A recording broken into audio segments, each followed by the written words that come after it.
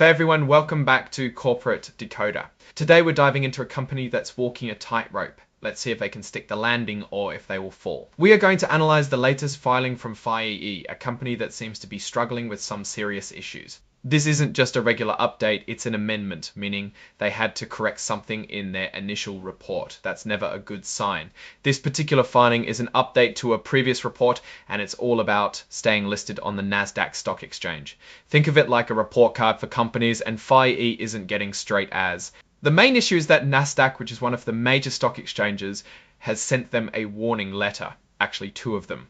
These letters say FiEE's isn't meeting some of the requirements to stay listed on the exchange. It's like getting a notice from your landlord saying you're not keeping the place up to code. If they can't fix the problems, they could get kicked off the Nasdaq, which would make it harder for investors to buy and sell their stock. The first letter, which came out in June of last year, pointed out that FiEE's didn't have enough stockholders' equity. Stockholders' equity is basically the value of the company if you sold all its assets and paid off all its debts. Nasdaq requires a minimum amount to ensure the company is financially stable enough to be listed.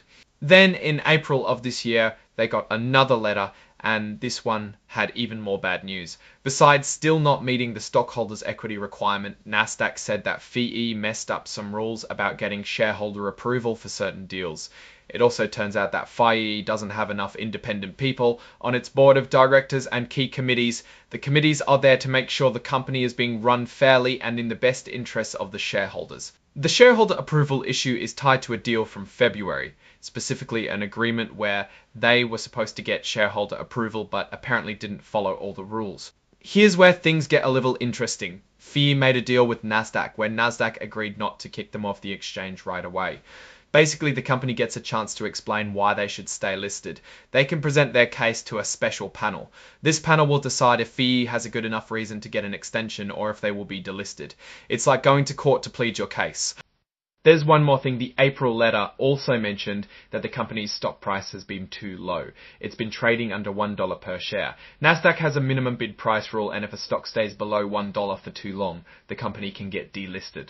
FiEE's has a few months to get their stock price back above $1, or they could get another extension. Now, let's pause and put this all together. So what does it all mean? Well, it means that the company has some pretty serious problems. They're not meeting the financial requirements to stay listed on the Nasdaq. They've also had issues with following corporate governance rules. Corporate governance is how a company manages and oversees itself. What are the consequences? If they get delisted, it's going to be harder for investors to trade their stock. It also sends a bad signal to the market about the company's health. So what is the take here? FiEE's appears to be facing significant challenges. The multiple notices from Nasdaq highlight ongoing issues with financial stability, corporate governance, and stock performance. The agreement with Nasdaq provides a temporary reprieve, but the company must address these deficiencies quickly to avoid delisting. Looking at their overall financial situation, the stockholders' equity problem is the most worrying. It suggests they might have more debts than assets, which makes it harder for them to invest in the future or handle unexpected problems. The fact that they also failed to comply with shareholder approval requirements points to possible weaknesses in their internal controls and decision-making processes. Risks. The biggest risk is obviously getting delisted from Nasdaq. This would not only hurt their stock price, but also make it harder to raise money in the future. There's also a risk that they won't be able to fix their governance problems in time, which could lead to further issues with Nasdaq.